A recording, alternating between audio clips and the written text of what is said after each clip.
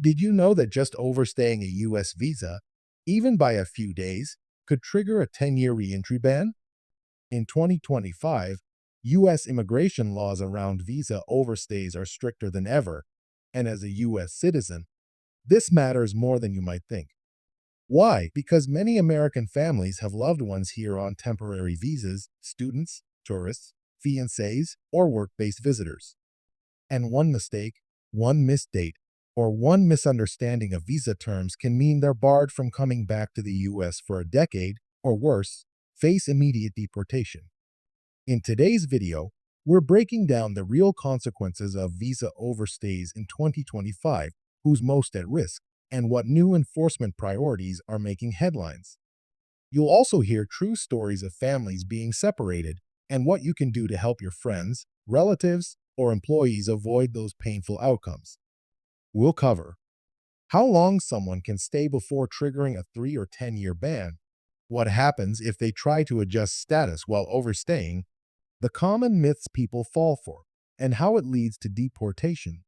Whether you're a U.S. citizen sponsoring a relative, hosting an international visitor, or just curious about immigration reform, this video will give you the facts you need in simple language you can trust. So don't miss out.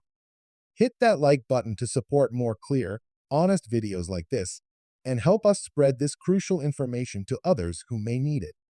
Now, let's dive into what actually happens when someone overstays a visa in the United States, and why 2025 is turning out to be one of the most critical years for immigration enforcement we've seen in a long time. First off, let's get one thing straight. Overstaying a visa isn't always something people do on purpose. A lot of folks imagine some big, intentional decision to stay behind and hide out, but in reality, most overstays happen by accident or from confusion. Maybe someone thought their visa allowed them to stay longer than it did. Maybe they filed for an extension and assumed that meant they were safe to stay, but the application wasn't approved in time. Or maybe they just didn't fully understand that the visa expiration date and their I-94 departure record are two different things. These are honest mistakes, but sadly, they can have life-changing consequences. So here's how it works. Under current U.S. immigration law, if someone overstays their visa by more than 180 days but less than a year, and then leaves the country, they're hit with a 3-year bar from re-entering the United States. That means they can't come back, not even for a visit, for 3 full years. But it gets worse. If someone overstays for a full year or more and then leaves, boom, they face a 10-year ban from re-entry. That's a full decade of being separated from their family, their job, their life here. And once that ban is triggered, it's incredibly difficult to reverse. Now you might be wondering, what if they don't leave at all? What if they just stay under the radar? Well, that's where deportation risks come in. In 2025, immigration enforcement is much more digitally connected and data-driven than ever before. ICE and USCIS are increasingly coordinating with other federal and even local agencies to track overstays. Things like applying for a driver's license, changing your address, even getting pulled over for a minor traffic violation, all of that can flag someone's immigration status. So even if someone avoids leaving the country, they're now more likely than ever to get picked up, detained, and placed into removal proceedings. And for U.S. citizens, this becomes heartbreaking when it's someone you love.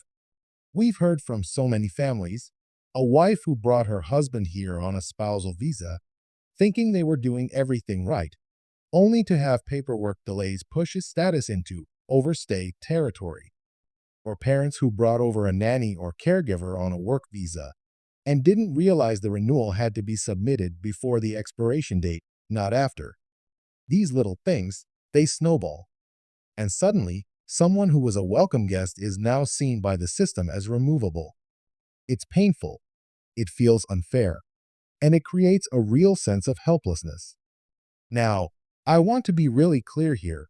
Not every overstay ends in deportation or a ban. There are waivers, appeals, and legal avenues depending on the situation. For example, someone who overstays but then marries a U.S. citizen might be eligible to adjust their status from within the U.S., but even that is not a guarantee, especially if they have any prior immigration violations or if their case raises red flags. And in 2025, with stricter screening and longer processing delays, even the most straightforward applications can drag on for months, sometimes years. And during that wait, the person is still vulnerable. They can still be detained. Their future is still uncertain. That's why timing and legal advice matter so much. If you're a U.S. citizen with a loved one on a visa, whether it's a tourist visa, a student visa, or a temporary work visa, it is absolutely crucial that you understand when that legal stay ends, not just when the visa expires. There's a document called the I-94. It's usually issued when someone enters the country, and that's the key record that tells you when someone must leave. And here's the kicker. Sometimes the I-94 grants a shorter stay than the visa itself. That's where people get tripped up. What makes 2025 even more intense is the political climate. With ongoing debates about border security, visa reform, and undocumented immigration, there's a renewed focus on internal enforcement, meaning they're not just watching who comes in, but who stays too long. The U.S. government has been investing in systems that can cross-check airline departures, employment data, even school enrollment to detect potential overstays. And they're starting to take action faster than in previous years. For U.S. citizens who are trying to do the right thing, who are sponsoring a spouse, helping a parent stay longer for medical reasons, or assisting an international student with their next visa step, it's more important than ever to stay informed and proactive. Don't assume the system will tell you what to do next. It often doesn't. The burden is on you and your loved one to file paperwork on time, track dates carefully, and get legal help early if things start to look complicated.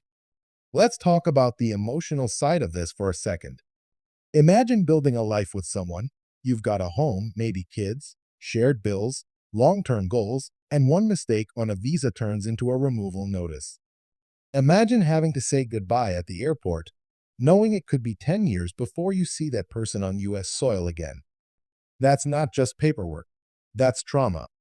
And unfortunately, it's happening more and more in 2025. These aren't isolated cases. They're growing trends. And there's also the issue of stigma. Once someone overstays a visa, even once, it becomes a mark on their immigration record. Even if they leave voluntarily, that overstay stays in the system, and any future visa application, green card attempt, or adjustment of status is now viewed through a much stricter lens. That's why people who leave and try to come back later often get denied, even when they have strong ties here. The system remembers, and it doesn't forget easily. But here's the good news. Staying informed makes a massive difference. When U.S. citizens know how the system works, they can step up for their family members, friends, and colleagues in ways that prevent these devastating outcomes. You can help someone file for an extension before their stay expires. You can push them to check their I-94 and not just their visa stamp. You can encourage them to talk to an immigration attorney the moment there's a delay or confusion. And sometimes, you just need to be that voice that says, hey, don't wait until it's too late. Because once someone hits that 180-day mark or crosses that 1-year threshold, the options shrink dramatically. And even the best lawyers in the world can't always undo what's already been done. I know this topic is heavy. I know it's personal. And I know many of you watching may be dealing with this situation right now. Maybe you're trying to help your fans, your elderly parent, your best friend from college, and you just don't know where to start. The best thing you can do is educate yourself and stay one step ahead. And that's exactly what we're here for on this channel, to break it down in plain language and give you the clarity that so many people are missing. So if you found this video helpful, please don't forget to hit that like button right now. It helps more people see this content, and it could be the exact thing someone else needs to avoid a painful immigration mistake. You never know whose life you might change just by supporting content that matters.